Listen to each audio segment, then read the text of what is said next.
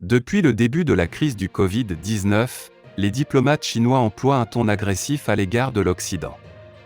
Le président Xi Jinping a pourtant affirmé, le mardi 1er juin, vouloir redorer l'image de son pays à l'étranger. Réelle prise de conscience ou poursuite d'une stratégie plus globale. Bâtir une image fiable, aimable et respectable de la Chine. Telle est l'ambition de Xi Jinping, dévoilée mardi 1er juin par l'agence de presse officielle chinoise. Lors d'une session d'étude du Politburo, le principal organe dirigeant du Parti communiste chinois, le président de la deuxième économie mondiale a insisté sur l'amélioration de la capacité du pays à s'engager dans la communication internationale. En novembre, une publication de l'IFRI notait par exemple que 62% des Français sondaient exprimaient un sentiment négatif ou très négatif vis-à-vis de la Chine, la hissant au rang de deuxième pays le moins bien perçu en France derrière la Corée du Nord.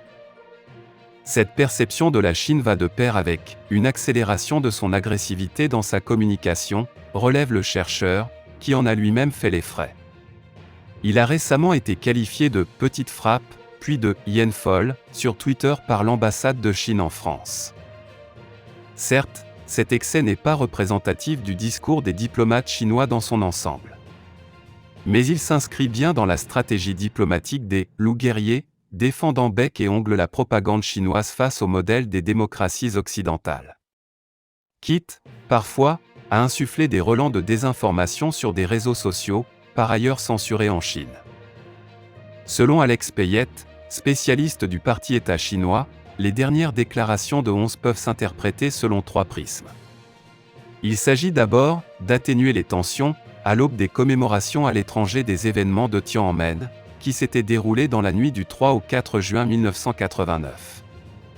Mais le président chinois a sans doute aussi en tête le centenaire du PCC, qui sera célébré en juillet, période durant laquelle le parti se doit de faire bonne figure, et bien sûr l'anniversaire, le 1er juillet, de la rétrocession de Hong Kong à la Chine.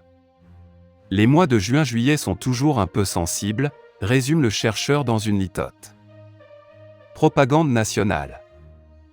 La perte de crédit de Wang Yuning, l'actuel idéologue du parti, serait une autre explication possible.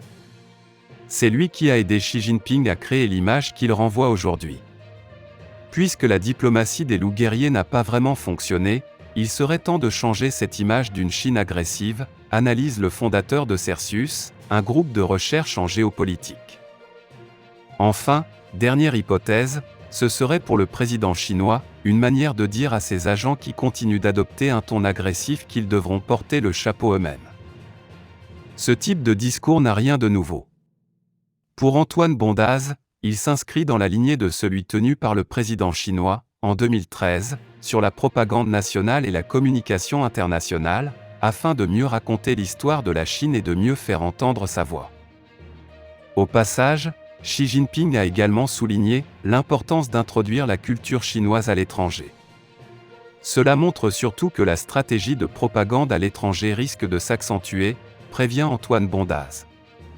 Quand on se dit qu'il souhaite élargir le cercle des amis de la Chine, il veut juste s'entourer de ceux qui sont prêts à la soutenir. Citant des experts présents lors de la réunion du Politburo, le Global Times, quotidien nationaliste chinois, a promis que la Chine ne se taira pas face à la guerre de stigmatisation et de propagande lancée par les États-Unis et leurs alliés. Ce qui ne semble guère augurer un quelconque changement de ton.